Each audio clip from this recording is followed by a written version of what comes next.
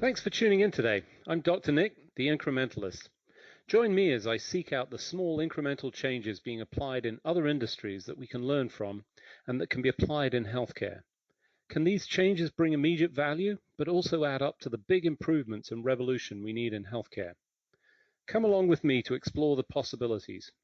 My innovative guests from around the globe have used small incremental improvements to achieve their moonshot. And today I'm delighted to be joined by Anne Mond Johnson. She is the Chief Executive Officer for the American Telemedicine Association. Anne, thanks for joining me today. Thank you so much for having me. So, as I do with all of my guests, tell us a little bit about your background, how you arrived at this point, and some of the key inflection points as to how you got here. Absolutely. So my background is in early stage companies, and I've done several of those prior to joining the association in the beginning of 2018. All the companies I was with previously focused on healthcare. They all use data, and the last three really focused on helping consumers navigate the healthcare system using digital apps, using decision support tools, so that they could basically make better decisions for themselves and their family. And in my experience, I really viewed telemedicine as an expression of consumerism in healthcare, which is all about what I've done in the last many, many years of my career, which is meeting people where they are. And so when I moved to DC from Chicago, was recruited to run the ATA. And again, this was pre-pandemic. So it just seemed like an interesting focus for me at this point. And I'm going to guess that this got a whole lot more interesting and exciting for you as the pandemic unfolded. Yes, it really did. So when I joined the ATA, and you know this, Nick, the ATA has been around for over 25 years. Telemedicine itself has been around for even longer than that. And depending on what story you believe, it's NASA or ship-to-shore radios off the East Coast. In any event, it had been around for a long time, and the organization was really very focused on ensuring that we get reimbursement and focused on issues associated with licensure. And it was, the members included the clinicians, the academicians, the folks who really were pioneers in this industry. And what was clear, though, was that we had to start creating a bigger tent and a bigger, more compelling why we're here to get more folks to join. So we created a mission and a vision that we were here to ensure that people get care where and when they need it, and that when they do, they know it's safe, and to get healthcare where and when they need it, and that when they do, they know it's safe, effective, and appropriate, while enabling clinicians to do more good for more people. So that's a way of getting people emotionally connected to the vision of the ATA, which was an important step forward. And then we also expanded our membership approach so that today we represent over 400 organizations that are very much engaged in telehealth, including academic medical centers like UC Health in Colorado, delivery systems like Ochsner and Intermountain, Avera in South Dakota, and then payers, Humana, United. Then we also include the range of players on the solution side, the Teladoc Healths and Amwells of the world, but also organizations that are very focused on asynchronous and chat like Babylon Health, or asynchronous approaches like Row and Hims and Hers and GoodRx. And then we have some of the more interesting disruptors in our membership, including Walmart and Best Buy Health, and folks focused on remote monitoring like Vivify, and then some of the, the big behemoths, Microsoft, Amazon, HP, Intel, all of whom believe that their focus is to ensure that higher water floats more boats. So it's a very nuanced, very eclectic assortment, but very diverse. And so the way that gets expressed in our policy priorities or our policy principles, which incidentally were crafted before the pandemic, was that we were here to ensure that we were device and modality and venue agnostic. So that telemedicine includes async and synchronous, audio only, audio video, as well as remote monitoring. We were also very clear on ensuring that we were using telehealth to eliminate disparities and inequities, because pre-pandemic, we had a problem in the US, right? We had very inconsistent access to healthcare and very uneven distribution of quality healthcare. And so we really believe that technology can serve an important role in eliminating those inequities and disparities. So today, it's actually a very exciting time for the industry. I think when I first joined in 2018, I thought maybe the American Telemedicine Association was an outdated name. And now telemedicine, of course, is a household word. Everybody's heard about it. We've had such expansion and use of it by both, elderly folks as well as the young invincibles who grew up with their iPhones or their smartphones. It's really just a completely different playing field now. So as I listen to that, collection of large organizations, wide and varied, one of the things that strikes me is that a lot of them have different drivers. I mean, some of them are looking at this from a different perspective, maybe not all pulling in the same direction. How have you managed to bring that consortium together successfully? Because clearly you have, they've all joined in. It can't all be pandemic related. No, and that's a great question. I think the issue here is that all of these organizations are united in ensuring that people get care where and when they need it. And so to think that we can perpetuate this one-on-one physicality, which is what has been defining the American healthcare system for a long time, the members understand that that's really not possible. It's, we just don't have enough clinicians in the US to make that happen.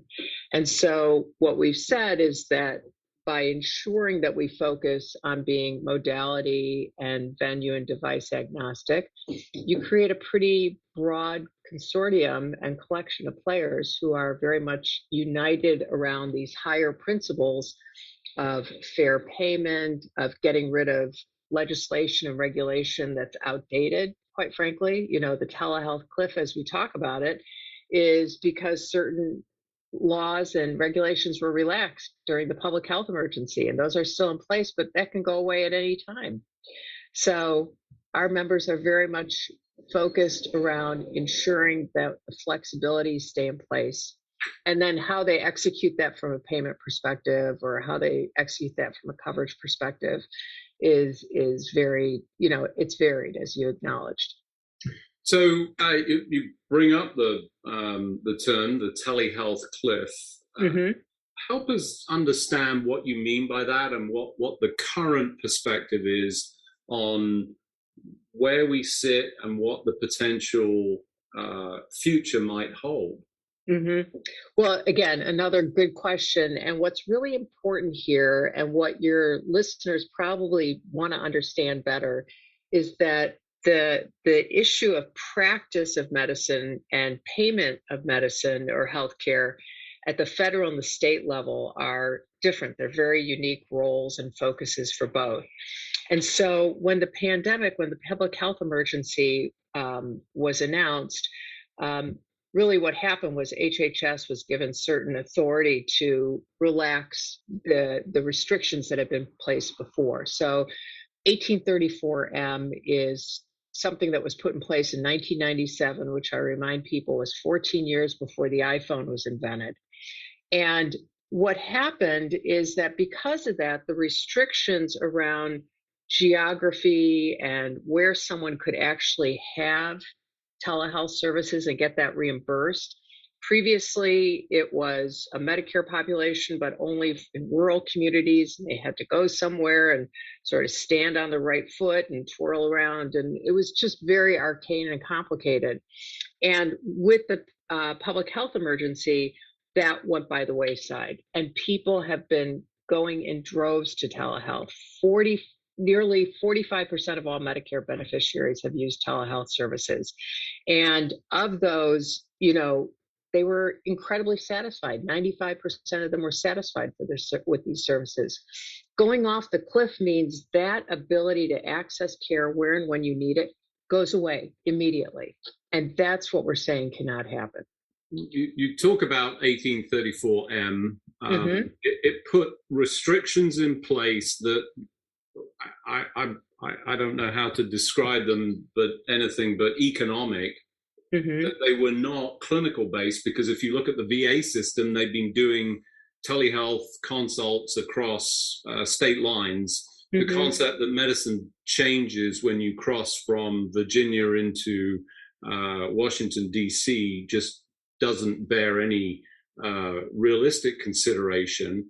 We've moved past that, but they're temporary. How do we make sure that we don't step back into the dark ages? What are you doing to ensure that that's not going to be our future? So we are working with our members in a couple of dimensions. One is, I mentioned, the Telehealth Cliff, and that is a effort that involves policy and some advocacy at the federal and the state level. So just really communicating with Hill staff on the importance of telehealth and how well accepted it's been, the quality of care it's providing, that it is really something that has been broadly accepted by both physicians and consumers. The second thing that we've done is we announced Telehealth Awareness Week, which is September 19th through 25th. And not only do we have our members engaged in this, but we also have patient groups that are very much behind this. So, for example, the Muscular Dystrophy Association, Susan G. Komen, a number of patient organizations who can point to the fact that their communities have really benefited from access. So it's messaging and work in both legislatures as well as regulators, and then messaging to the public as well, because I don't think people understand how vulnerable we are to having this all go away. And that's our job, is to let them know that it can't. So for those of you just joining, I'm Dr. Nick, the Incrementalist. Today I'm talking to Anne Mond Johnson. She is the CEO of the American Telemedicine Association. We were just talking about the history of telemedicine, where it came from, but more importantly, the acceleration, I want to call it that, from the pandemic that really sort of pushed us forward, bringing along folks that I guess didn't buy into the concept, along with all of those that said, yes, this makes sense, but really pushed us into that. If we had not had the pandemic, do you think we would be in the circumstance now, or would we still be talking about the same things previously? Well, certainly the pandemic afforded this incredible experiment in a very short period of time, and the acceleration that you mentioned.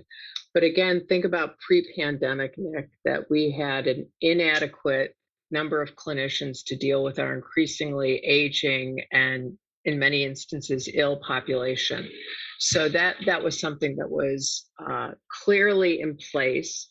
And again, the idea that if you want to address access and provide broader access, you have to use telehealth, you have to use technology.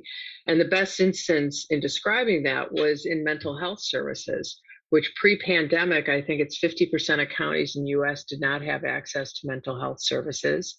And 1 out of 5 Americans had some mental health issue that required attention.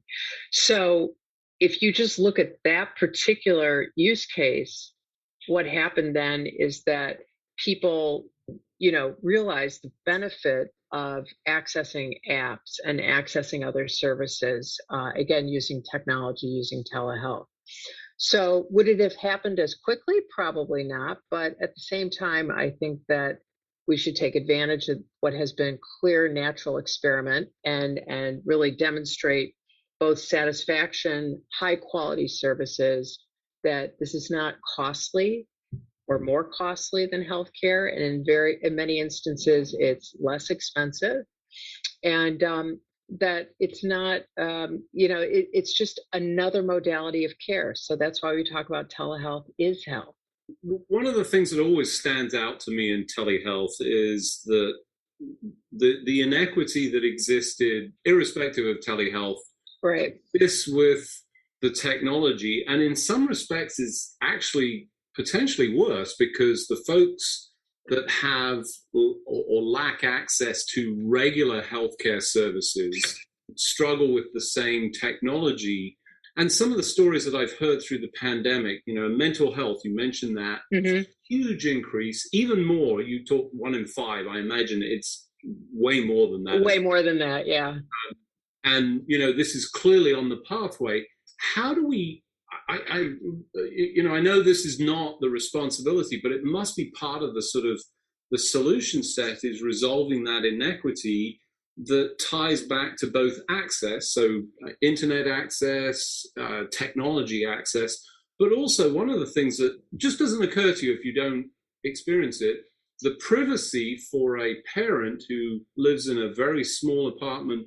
I've heard stories of folks going into the car to have an interaction. What are your thoughts around that? And how do we address that? Because it's essential for the persistence of this, right? Right. I could not agree more. And what we say at the ATA is that we have not only an opportunity, but an obligation to ensure that telehealth is used to eliminate disparities and inequities in healthcare. Again, if you look at access, you're not going to solve for that without using telehealth.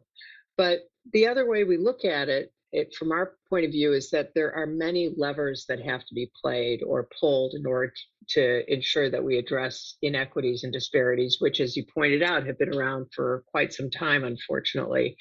So connectivity is the one that people talk about the most, right? The ability to access services, broadband connectivity. And I would submit that that's probably the easiest thing to solve for. Because once you have that, you still have other issues in place, impediments in place. One is access to the devices themselves. Another is access to plans that are affordable. So if you use up all your data in communication in a session of some kind, you have a problem. So we have to address that also. And to your point earlier, the way the VA did that was through negotiating deals with T-Mobile and so other carriers that are 0 rating. So when a veteran uses a particular app through the VA platform, that is not counted against their data plan. I think that's marvelous, and I would like to see more of that happen. Another issue that we have to address is the whole notion of literacy, of digital and health and technical literacy.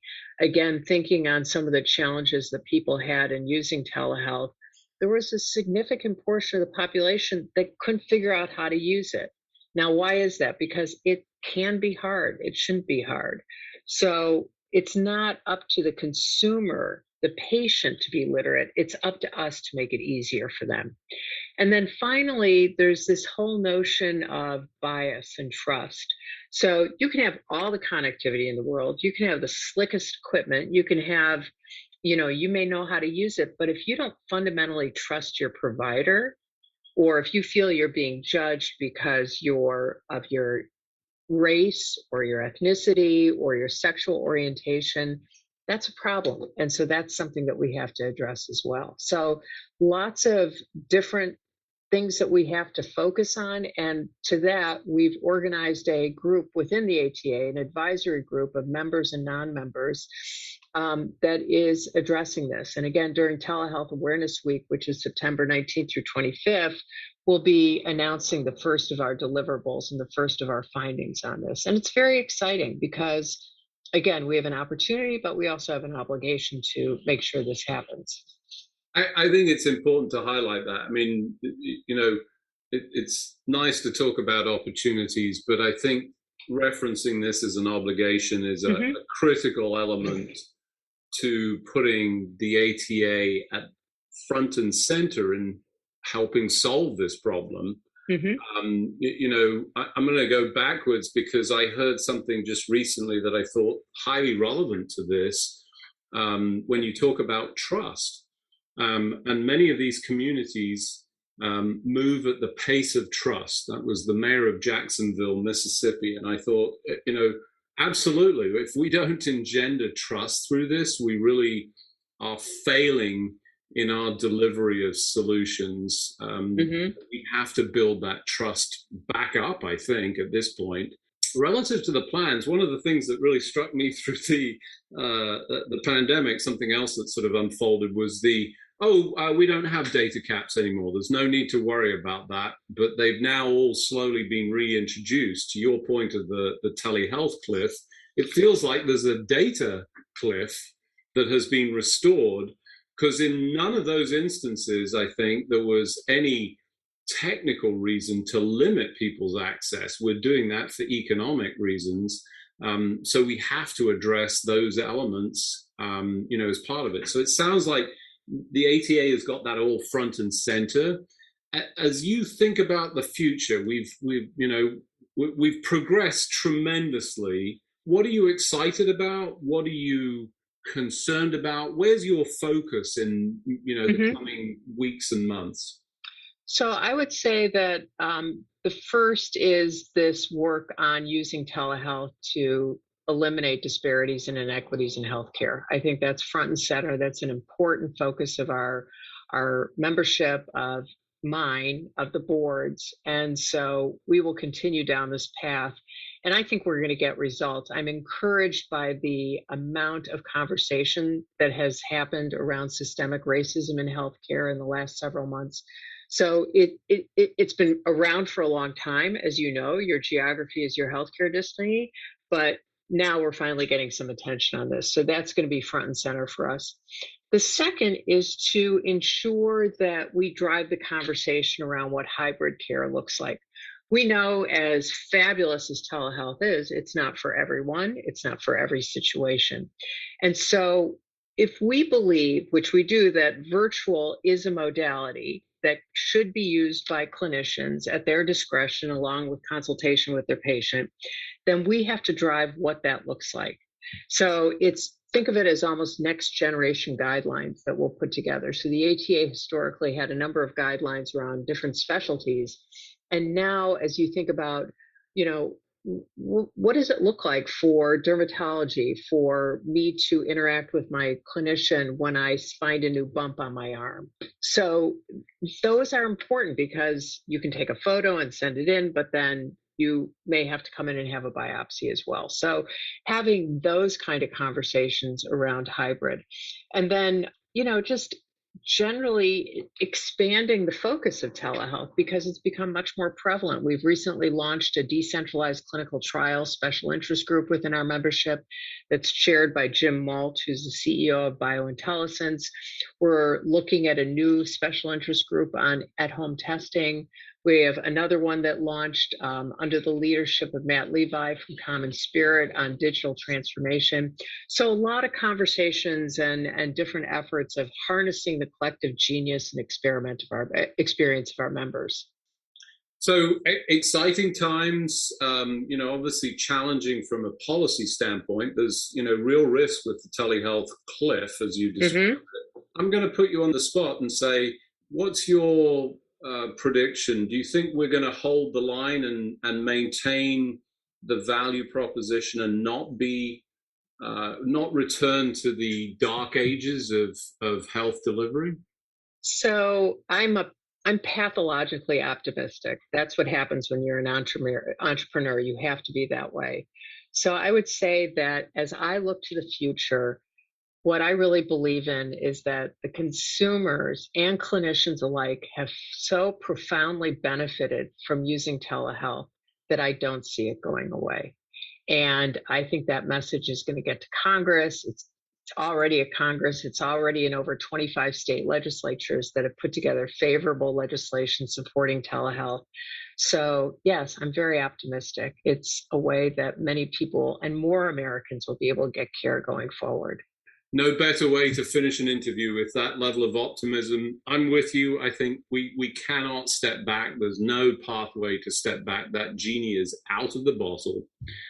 I'm excited with the progress that's been made and grateful for all the work that's being done by the ATA. Just remains for me to thank you for joining me on the show. And thanks for joining me. Well, thank you so much for having me. And again, very excited about the future and encourage people to join us in this work. Thanks for joining me today. Do you have any better ideas, or have you found a small incremental change that's brought about a big improvement in your world? Let's continue the conversation on our hashtag, The Incrementalist, or share with me at Dr. Nick1 on Twitter. You can find more information about the show on our program page at healthcarenowradio.com, and tune in next time to hear my discussions with leaders and innovators from around the globe who've revolutionized their space by using small incremental improvements to achieve their moonshot. I'm Dr. Nick, the Incrementalist, and I'm starting a revolution through evolution.